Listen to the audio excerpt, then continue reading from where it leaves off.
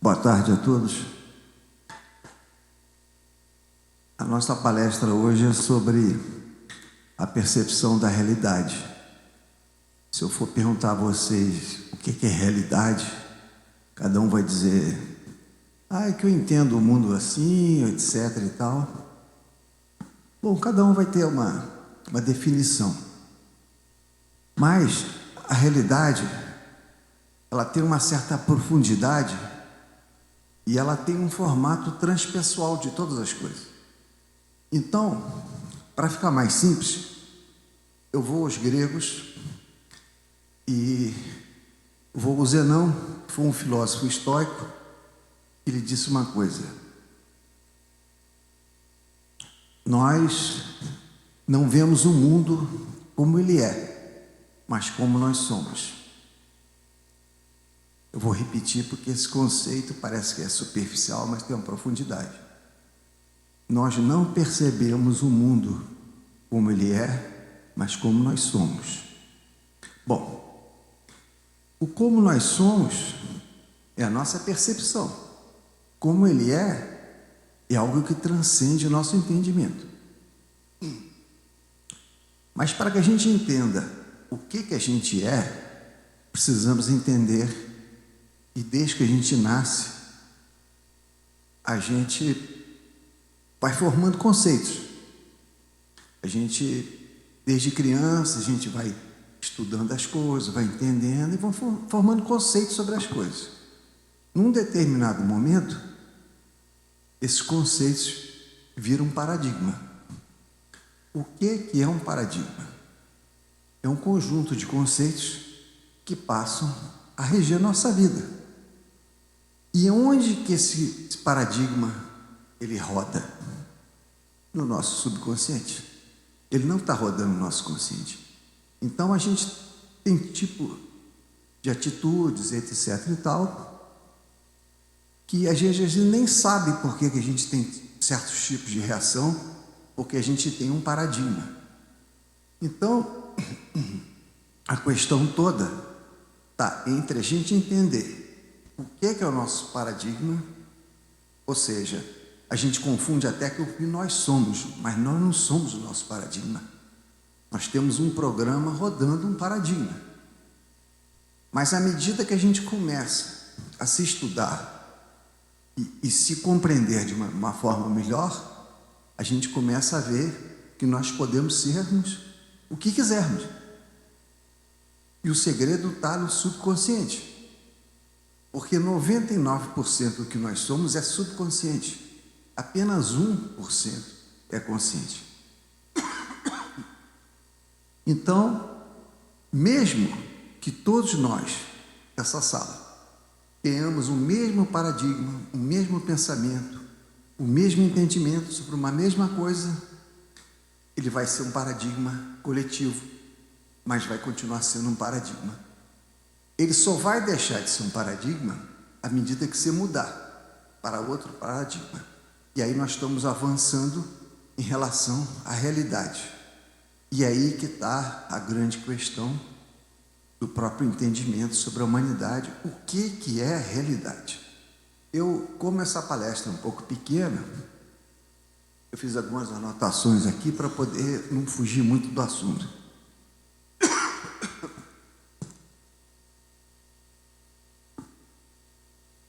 Eu vou dar um exemplo simples. A gente, quando chega de manhã, a gente vê o sol nascendo. A gente vê o sol nascendo e... Espera que o celular me...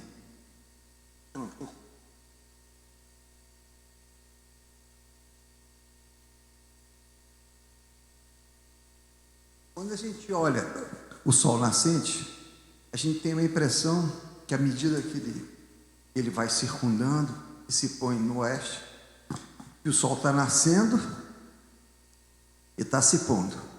Então o que a gente acha? Que o sol está girando em torno da Terra. Essa era a percepção dos antigos. Então, mas a gente não vê, faz conta que o Sol está aqui. No fundo, a Terra está girando para frente e o Sol está parado, e a gente tem a impressão que à medida que a gente anda, ele vai ficando para trás, que o Sol está girando. Mas na realidade, a gente só sabe disso porque uma pessoa chamada Copérnico, no século XVI, ele descobriu que o centro do nosso sistema não era geocentrista, que é a Terra como centro de todas as coisas, mas o Sol. Mas ele teve que segurar um pouco a história lá, porque existia uma história religiosa e fazer com que as pessoas, no fim da história, não aceitassem isso, porque a religião estava metida nisso aí e achavam que isso aí ia prejudicar, que a Terra teria que estar parada e o Sol teria que estar girando em torno da Terra. Um pouquinho mais para frente, uma pessoa chamada Galileu, esse foi um pouco mais adiantado, porque ele era um cara que fazia telescópios e tal. Aí ele teve como demonstrar. Bom, por conta disso, ele quase foi para a fogueira. Também teve que chegar no fim da história. Então, o que nós estamos vivenciando? Nós estamos vivenciando uma mudança de paradigma. Todo mundo acreditava que a Terra era o centro de tudo, à medida que o Sol era o centro, era uma mudança de paradigma da própria humanidade. Então, isso aí foi muito profundo na mudança. Então, existem os paradigmas da humanidade, que é isso que nós vamos agora aprofundar. Por exemplo, nós não temos percepção que nós estamos andando, nós estamos numa velocidade incrível. Eu acho que todo mundo, não sei se sabe, mas a Terra gira a 1.699 mil quilômetros por minuto. Por hora, desculpe. Só que a Terra está girando em torno do Sol a 107 mil quilômetros por hora.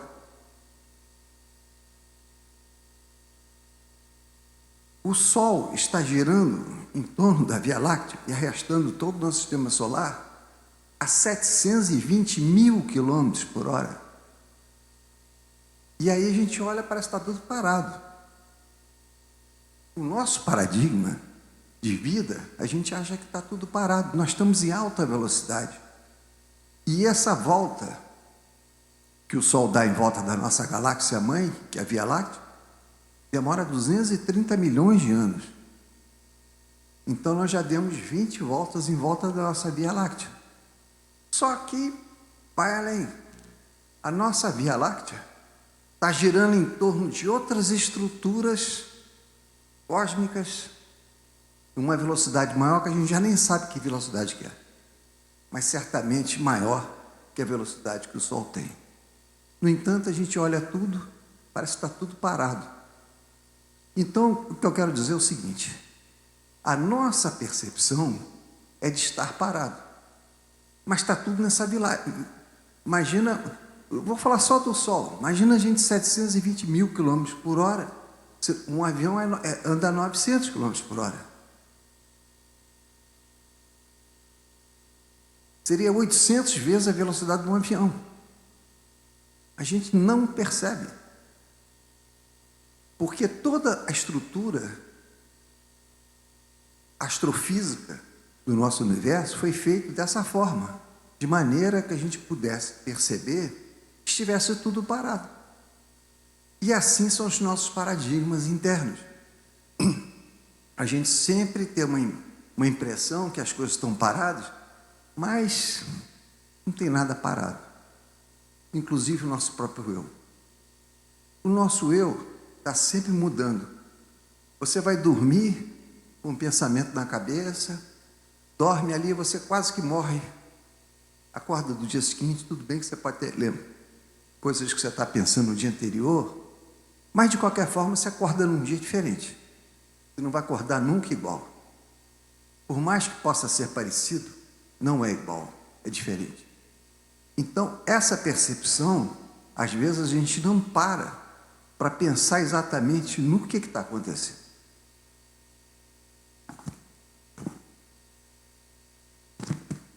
normalmente não leio não, mas como o negócio é curto aqui, eu tenho que... Bom, o mundo, no século passado, no início de 1900, no século XX, houve grandes descobertas no início do século. Nós conseguimos inventar o avião, conseguimos inventar o carro, o Einstein conseguiu formar a teoria da relatividade, Planck conseguiu explicar a física quântica. Então o mundo mudou e nós chegamos a esse conhecimento. E por todo esse século passado, a gente veio estudando isso e desdobrando, até chegarmos no dia de hoje. Então, hoje o mundo já passou por uma grande transformação, que foi o computador e a internet, onde a gente passou a nos comunicarmos de uma forma muito mais absurda. A gente hoje está conectado direto. Mas isso é apenas a primeira. Porque, por exemplo, nós mandamos uma sonda, a Voyager 1, para sair fora da heliosfera, ou seja, do nosso sistema solar.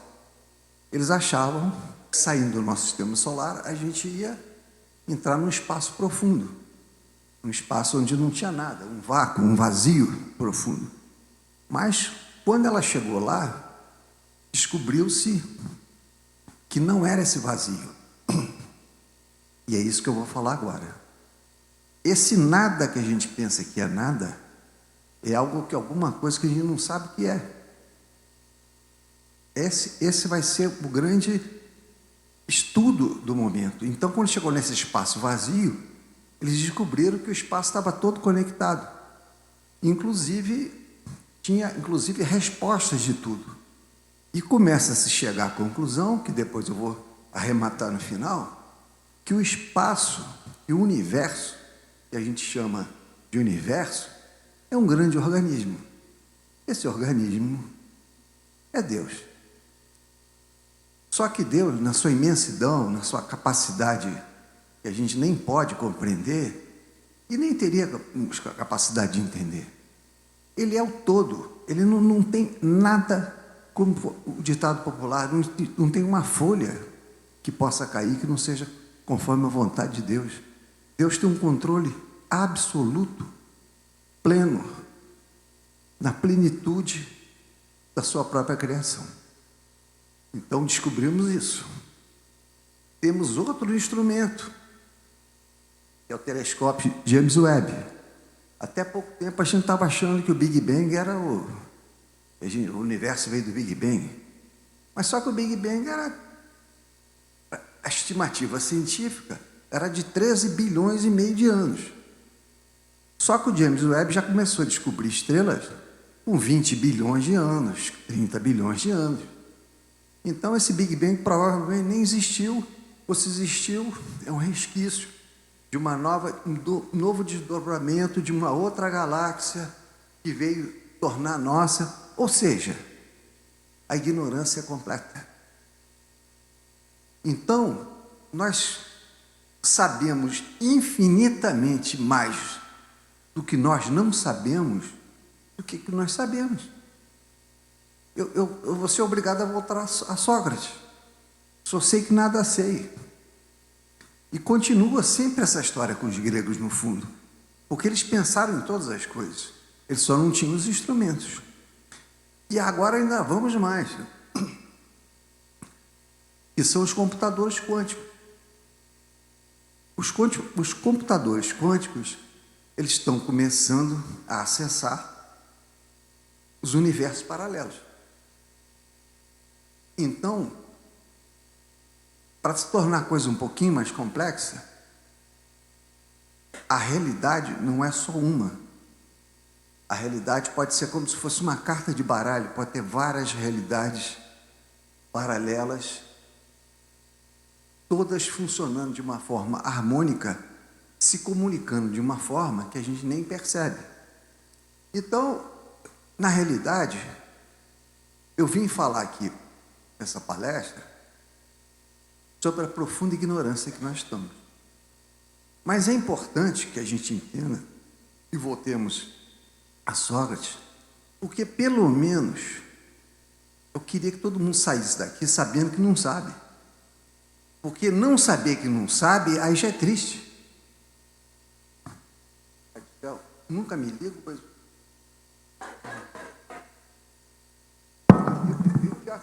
E o pior que tudo é negócio de spam. Bom, resumindo, eu estou falando de uma coisa de astrofísica, estou falando de pouco de física quântica, e vou falar mais uma coisa, é perturbadora para o nosso entendimento, porque eu sou fundador da Escola do Raciocínio Abstrato, e eu vou falar uma coisa para vocês também, eu quero que vocês pensem. O infinito, o infinitamente pequeno, é igual ao infinitamente grande. Deu para entender? Quer que eu repita? O infinitamente pequeno é do mesmo tamanho do infinitamente grande.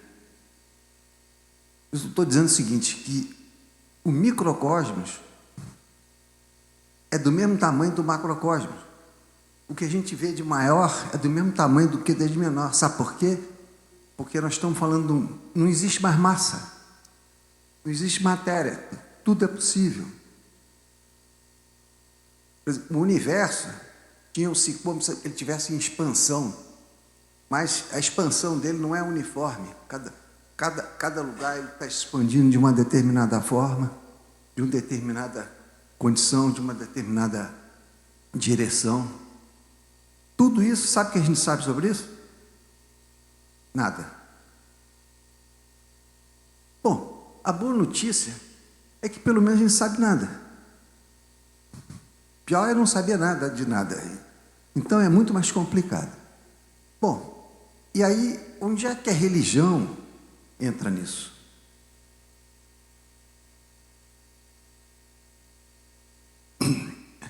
Nós somos um país cristão, então o nosso referencial é cristão. O nosso referencial é Jesus Cristo. Mas, vou dizer outra coisa também que será polêmico, mas é verdade. O que a gente sabe, o que a Bíblia nos diz sobre a vida de Jesus Cristo, não é 1% sobre a vida dele. Porque Jesus Cristo revelou tudo que estão nos evangelhos, nos Atos dos Apóstolos, etc. Mas aquilo dali representa a parte exotérica do conhecimento dele. É a vida dele, as pregações dele. Mas as coisas internas do que ele revelou, ele deixou oculto dentro de todos os seus filhos, de todos aqueles que acreditaram nele. Então, nós estamos num determinado momento que não só deveremos buscar Jesus Cristo biblicamente, mas devemos buscar Jesus Cristo dentro de si, porque ali estão os 99% dos ensinamentos dele. E para isso, nós temos que superar, nós temos que sublimar a palavra. Nós temos que não só saber a palavra, mas nós teremos que entender o espírito da palavra. Então, quando a gente lê, simplesmente como se fosse um livro, a Bíblia nos revela uma coisa. Quando você consegue uma introspecção com o Espírito de Deus, com o Espírito de Jesus Cristo, e no fundo é o Espírito Santo, você consegue entender coisas que você não entenderia somente pela palavra. E é esse que vai ser o novo tempo. Porque vai chegar um tempo que a gente vai entender que Deus é tão grandioso, tão fantástico, tão poderoso, tão onipotente, tão onisciente, que nenhuma religião mais vai ser capaz de. A gente vai viver uma religião universal. Porque o verdadeiro Deus encarnado sempre foi Jesus Cristo. Muito embora o mundo esteja cheio de profetas e avatares, seja lá o que for, iluminados, mas É o único que eu conheço que nasceu do Espírito com a carne. A carne era a mãe dele. E tem uma curiosidade que as pessoas não sabem. Jesus Cristo era a cara da mãe dele. Não havia quem não olhasse para ele e não visse a mãe dele, de tão parecido que ele era. Porque o pai dele, ele deu o Espírito, então ele era o Cristo. Mas na matéria, na carne, ele era Jesus. Então, hoje os cientistas estão chegando à conclusão, e fizeram um estudo muito aprofundado disso, que nós nascemos de 23 cromossomas femininos e 23 cromossomas masculinos. E chegou-se uma teoria, sabe quantos cromossomas Jesus Cristo tinha?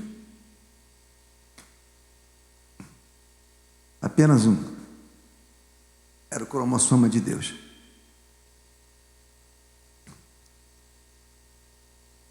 E hoje a ciência está caminhando cada vez mais para a gente compreender a grandiosidade de Jesus Cristo. Agora eu vou entrar na parte religiosa do início dos tempos.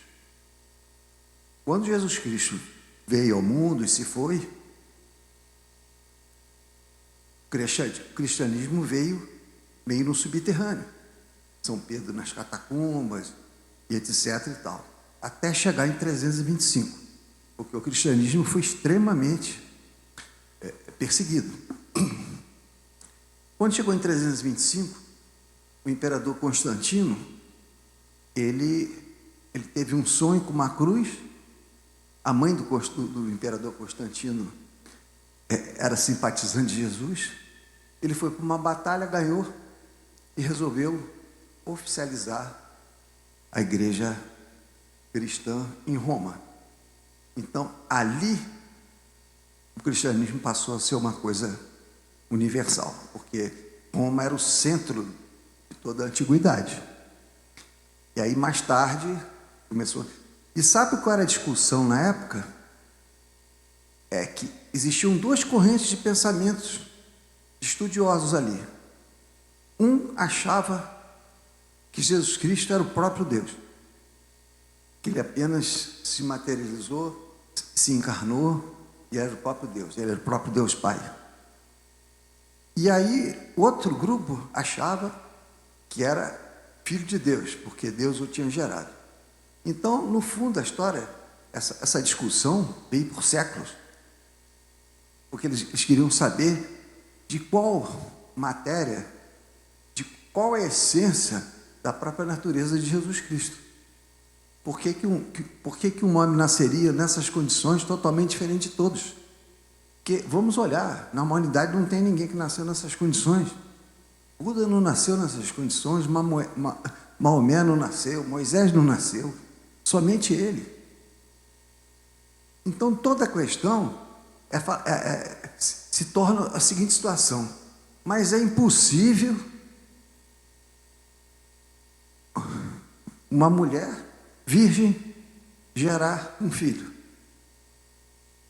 Aí entra o dogma da fé. Porque se Deus construiu todo o universo, eu pergunto a vocês qual a dificuldade de fazer de gerar um filho no útero de uma mulher que ele achasse merecedora. Então a questão toda é uma questão de acreditar no poder de Deus e acreditar que para Deus tudo é possível. Como tudo é possível? Eu pergunto a vocês, para quem acredita em Deus, o que é impossível para Deus? Tudo é possível, basta Ele querer. Então o que é isso? Nada. Aí fica uma discussão às vezes em torno disso, sendo que seria a menor das possibilidades que Deus teria. Porque Deus, e é esse que eu vou falar, que acho que é o mais importante, todos deveriam tentar entender. Deus construiu o universo a partir do tudo e o nada. O nada seriam os espaços vazios e o tudo seriam todas as coisas existentes, as estrelas, os planetas, etc. E ele foi combinando uma coisa com a outra até formar o universo. E ele não fez só o universo, Ele fez um universo imaterial, espiritual, foi fazendo vários tipos, em várias dimensões, até criar esse universo que nós conhecemos, que é o universo material. E o mais importante, Deus escolheu encarnar na Terra, na Via Láctea, que a Terra ocupa o nó ganglional central, o coração do Criador de todas as coisas. Então, o que aconteceu com Jesus não foi um fato na Terra, foi um fato em todo o universo.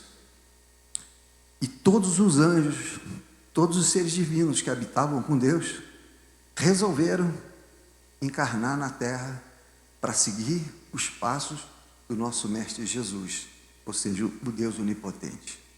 E tem relatos espirituais que o trono celestial, quando Jesus encarnou, ficou vazio. Ah, mas Jesus falou na cruz, por que me abandonaste? Então ele estava falando com o pai dele que abandonaste. Ali era um diálogo entre o eu material dele, o eu material, a matéria dele, que estava sofrendo, falou, por que eu, o espírito, estava abandonando o espírito não sofre com essas dores físicas. Então o diálogo foi ali. Aí Jesus, estava João e Maria ajoelhados na cruz. Jesus virou para a mãe dele e falou assim, eis o seu filho. Para que ele falou, eis o seu filho, se ele já era filho dela?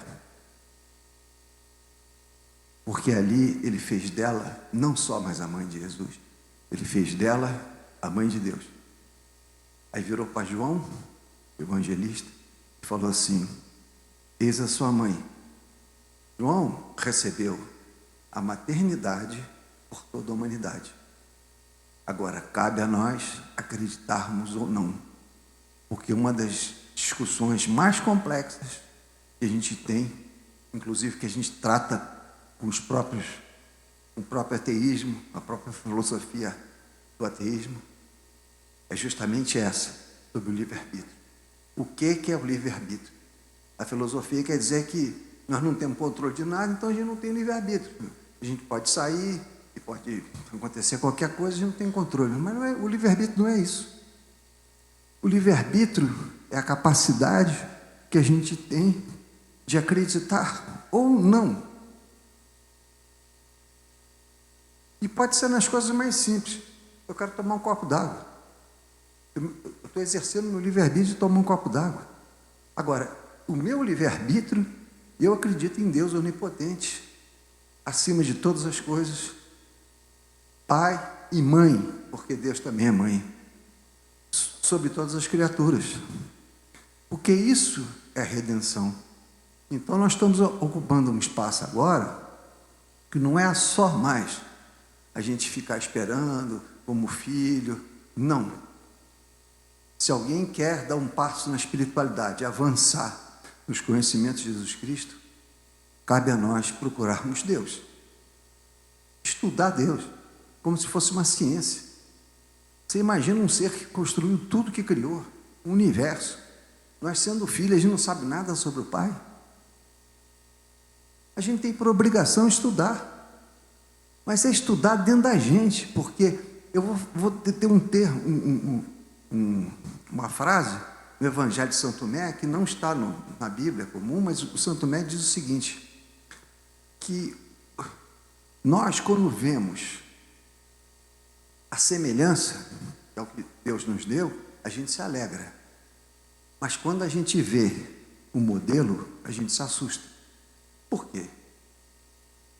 Estar perto de Jesus é assustador. Porque tu imagina a gente, seres imperfeitos do nível que nós somos, nos depararmos com um ser cuja a perfeição é plena, a gente se sente quase que um ET. E é isso que São Tomé nos disse no Evangelho dele, que ele tem um livro de centúrias pequenas. Então nós estamos descobrindo novas coisas que Jesus falou. Muita gente entende, quem traiu Jesus? foi o dinheiro, foi 33 dinheiros que traíram ele, mais que o Judas. Porque o Judas foi vítima também daquela ganância dele e acabou vendendo por 33. Tanto é que depois que ele caiu em si, ele jogou lá no Sinédrio e queria recuperar aquela situação que ele tinha feito. Já não tinha mais tempo. Mas Jesus foi vendido. E foi vendido por quê? Porque Jesus era amigo de todo mundo, inclusive dos romanos. Os judeus não aceitavam isso. Mas ele falava, meu reino não é daqui, meu reino é dos céus. Então, para ele não tinha romano, não tinha judeu, não tinha nada disso. Todo mundo era filho dele, porque ele representava o Pai. Mas nunca aceitaram, porque os romanos cobravam impostos, e etc. Os judeus não gostavam disso. Mas, naquele tempo, os romanos prestavam serviço também. Eles policiavam as rotas comerciais e tinham um exército que garantia o país. Então, eles prestavam um serviço e cobravam tributos pesados, verdade. Mas eles não queriam pagar nada. Aí eles continuaram insistindo, falaram assim, mas tem que ficar contra os romanos. Aí um dia ele falou assim, não vai ficar pedra sobre pedra aqui em Jerusalém. No ano 70, os romanos fizeram um cerco em Jerusalém, porque os judeus fizeram uma tocaia lá para os romanos, que tinha um destacamento pequeno lá, mataram os romanos todos. Veio o exército mais poderoso da antiguidade, cercaram Jerusalém. O ódio dos romanos foi um tanto, eles derrubaram as pedras do templo, pesavam 2,5 toneladas cada pedra daquela. Para que eles iam se dar o luxo de derrubar? Por causa disso. Então, o que eu quero dizer para vocês, chegou a hora de cada um buscar Jesus dentro de si, através das atitudes. A gente não precisa ser nenhum grande entendedor, a gente só precisa saber de uma coisa, é tratar bem o próximo, tratar com carinho, com respeito, não enganar, ser verdadeiro, falar a verdade, apoiar no que puder, acolher no que puder, e ter Deus acima de todas as coisas. Como? De uma forma simples, tendo gratidão pelo que a gente tem na vida. Por mais que a nossa vida possa ser difícil, não há nada igual à vida. E vida, espírito e consciência, num determinado momento, é a mesma coisa. Só que em aspectos diferentes da vida, mas é a mesma coisa. E eu vou terminar, que agora nós vamos cantar uma música aqui, dizendo o seguinte: a vida é anterior ao universo. Foi a vida que fez o universo, não foi o universo que fez a vida. Eu tenho certeza absoluta do que eu estou falando. Então, não vou me estender mais, mas gostaria de deixar essa reflexão com vocês. Vocês tenham paz e tenham realmente um caminho para ser feliz.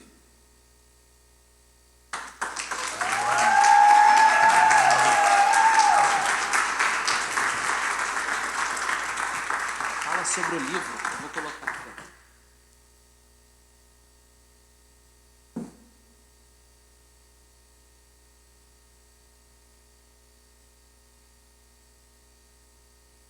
Pessoal, eu escrevi esse livro aí, ele fala sobre essas coisas que eu estou falando, só que um pouco mais aprofundado. Se vocês me derem a honra de poder ler, no mês que vem ela já vai estar disponibilizada aqui.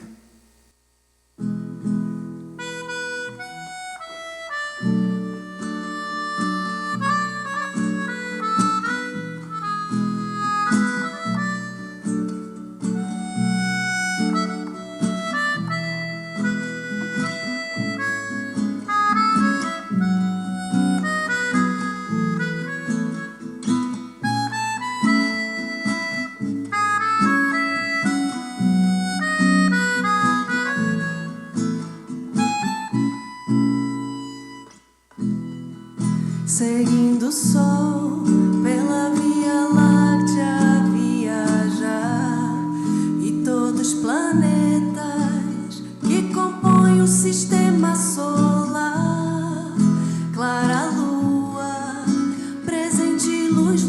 nosso caminhar por este universo a revelar a grandeza eterna do Criador, na humildade do Redentor, seguindo o sol pela Via Láctea viajar, e todos os planetas que compõem o sistema solar, clara lua, presente luz no nosso caminhar por este universo a revelar a grandeza eterna do Criador, na humildade do Redentor. E os meteoros, fragmentos em movimento, brilho das estrelas, sentinelas do conhecimento, e a vida celebrando dança, espaço e tempo, astros nebulosas no firmamento, a reflexão do desdobramento que com Deus um dia vamos alcançar. E os meteoros, fragmentos em movimento, brilho das estrelas, sentinelas do conhecimento, e a vida celebrando dança, espaço e tempo, astros nebulosas no firmamento, a reflexão do desdobramento que com Deus um dia vamos alcançar.